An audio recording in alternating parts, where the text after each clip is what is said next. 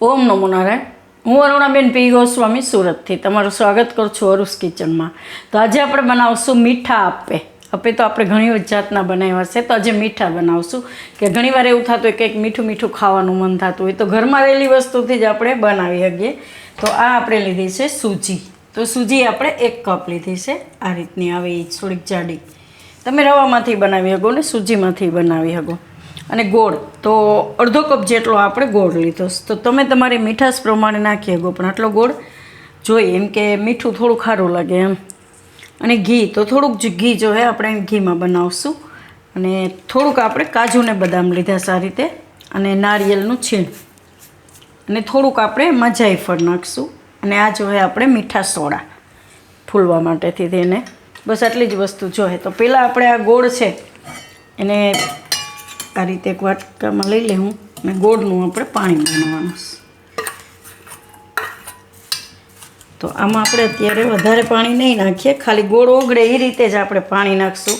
કેમ કે ગોળવાળું પાણી આપણે વધવું ન જોઈએ, નકર મીઠાશ ઓછી થઈ જાય. તો આ રીતે આપણે ખાલી થોડુંક જ પાણી નાખીને ગોળને સીધ ગરમ કરીને ઓગાળી લેવું.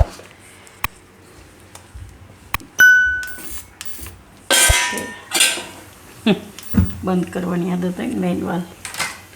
તો આને આપણે ખાલી ગોળ ઓગળે એટલી જ ઘણી આને રાખવાનું છે.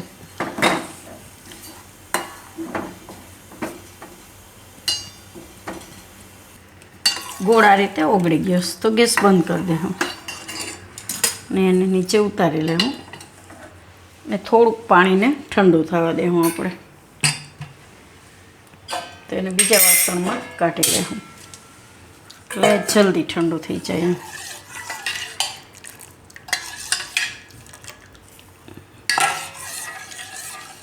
થોડુંક ગાળી લેવું એને, કે ઘણીવાર ગોળમાં એવું હોય કે કચરો હોય થોડો ઘણો, તો થોડુંક ગાળી લેવાનું.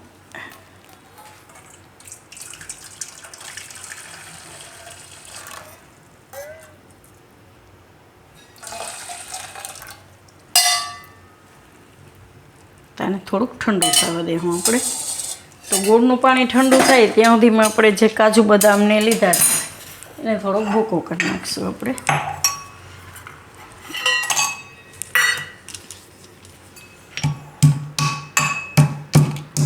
કચરો થોડુંક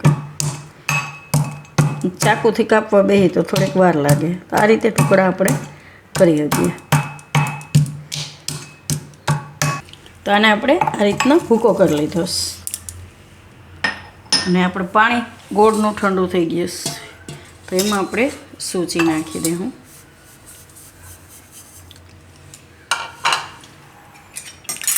અને મિક્સ કરી લેવું.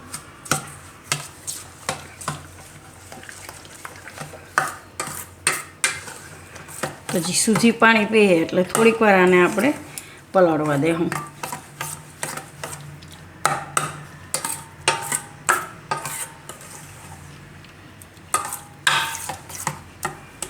તો 7-8 મિનિટ માટે આને રહેવા દેવું પલાળવા માટે.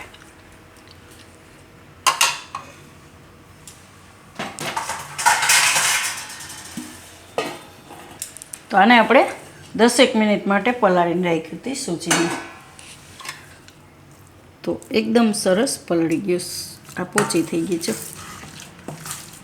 ને પાણી આ રીતે થઈ ગઈ સૂજી. તો આ રીતનું આપણે જોઈએ. તો હવે આમાં આપણે બીજા બધા મસાલા નાખી દઉં. તો આ કાજુ ને બદામ, અને થોડુંક નારિયેળ,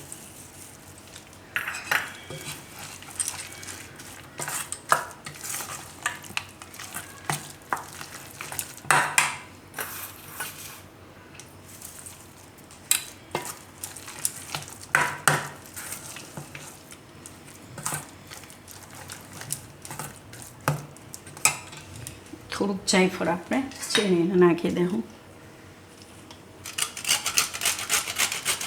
મસ્ત ફ્લેવર આવે જાયફળનો. તો આ રીતે થોડુંક જ અમથું ઘસીને નાખી દઉં, અને મિક્સ કરી લઉં.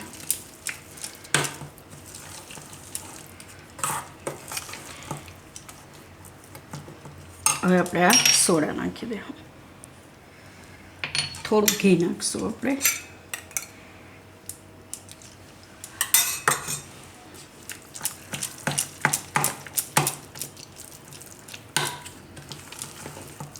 તો આ રીતનું આપણે બનાવવાનું ખીરો.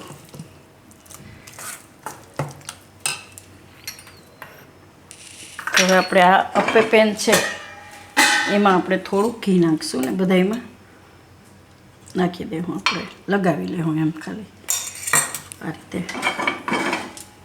ગેસ ચાલુ કરી દઉં. ગરમ થાય એટલે ધીમું કરી દેવાનું થોડીક વાર. આપણે જ્યાં સુધી એમાં મૂકીએ નહીં ત્યાં સુધી. તો આ રીતે આપણે બધામાં લગાવી લેવાનું ઘી.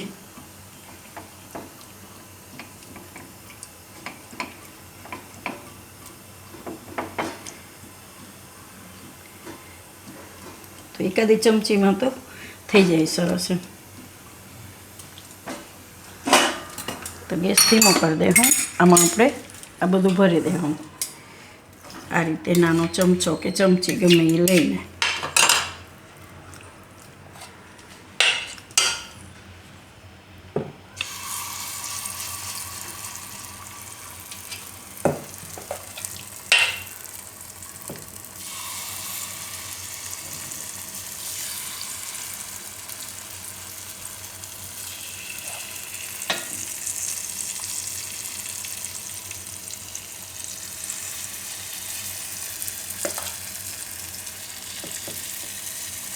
બધામાં ભરી દઈશું આપણે.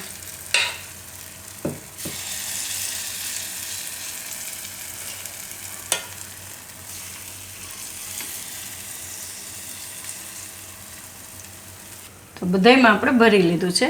હવે ઢાંકી દેવું ને પાકવા દેવું આને આપણે. તો ગેસ મીડિયમ રાખવાનો, બહુ ફૂલ નહીં રાખવાનું, નહીં તો બળી જાય. એટલે વચ્ચેનું ખાલી ધ્યાન રાખવું પડે આપણે. આને આપણે હવે એકવાર જોઈ લેવું.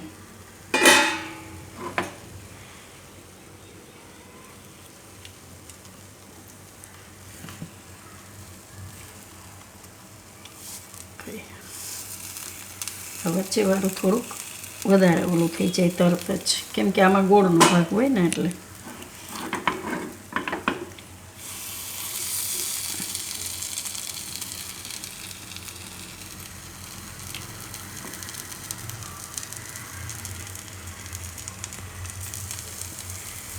ગોળ હોય એટલે જલ્દી પાકી જાય એ રીતનું.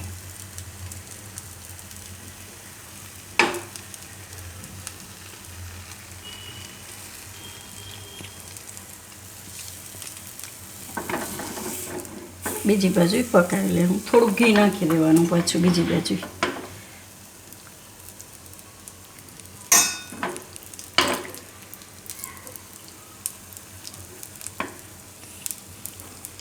તો આપણે બધાય ફેરવી લીધા સારી રીતના. તો આ વચ્ચેવાળું થોડુંક આપણે ધ્યાન રાખવું પડે કે એ તરત ગોળ હોય એટલે ગોળને લીધે એ તરત નીચે બળી જાય એ રીતનું એમ. એટલે ફેરવવામાં એ જોવાનું એમ. પણ એકદમ ટેસ્ટમાં સરસ લાગશે તમને. તો બીજી બાજુ પકાવી લે હું જો આ રીતનું. એટલે ફેરવવામાં ખાલી ધ્યાન રાખવાનું એમ. તો આ બધાને બીજી બાજુ પકાવી લે હું.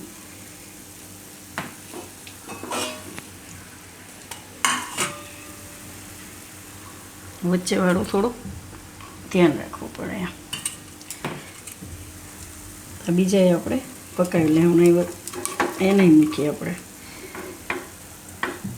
એકદમ આ રીતના સરસ થઈ જાય. એકદમ ખાવામાં પુડલા લાગે મીઠા, એના જેવો સ્વાદ આવશે તમને. ગોળવાળા આપણે પુડલા બનાવીએ એવો, અને માલપુઆ જેવો સ્વાદ આવશે.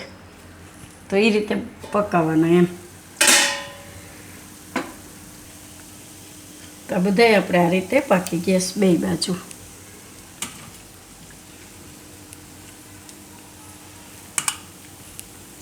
આ બધાય કાઢી લેવું આપણે, અને બીજા આપણે આમાં મૂકી દેવું.